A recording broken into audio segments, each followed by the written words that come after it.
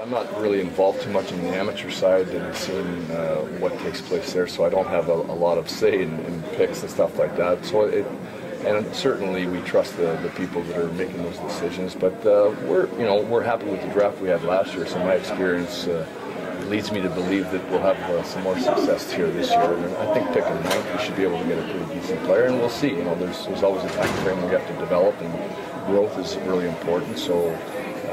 We'll see how we go. Always interesting from the coach's standpoint, just to kind of sit back a little bit and just see what unfolds.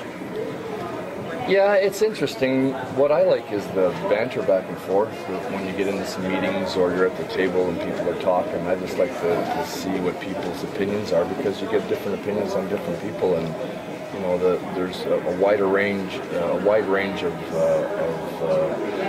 difference between players, I think, from the first 7, 8 players or even 4 or 5 players to the next group. So I think it's a year where you can see that they might be interested to see everybody's lists, because I think you can see a wide array of changes with different teams.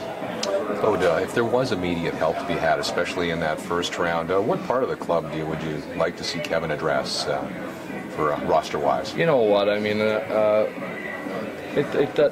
there's areas where we have to be better in a general sense of things. I'd like to be able to say we need this, we need that, but I think that in the first round, if you're picking, you're just going to try to get the best player. I don't know exactly what our philosophy is there. I mean, we have some needs in different areas. I mean, there's a need for us probably in the middle of the ice in the big center. Shifley's a guy that was drafted last year. We'll see where he falls.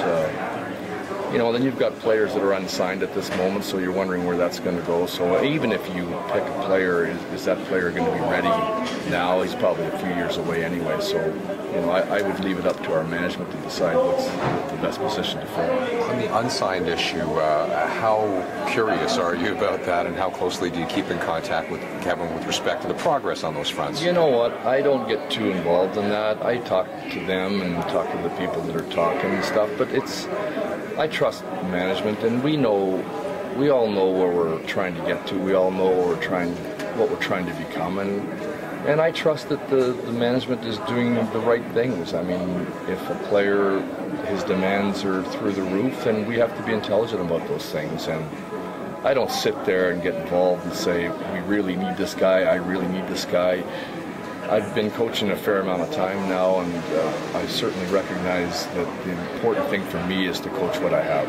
If I have a guy that I had last year and he's back, great. I mean, I like a lot of the players. I like all our players that we had, and I'd love to have them all back. But the mechanics of the National Hockey League and how unrestricted works and even restricted. So there's options for people, and for me, I coach what we have.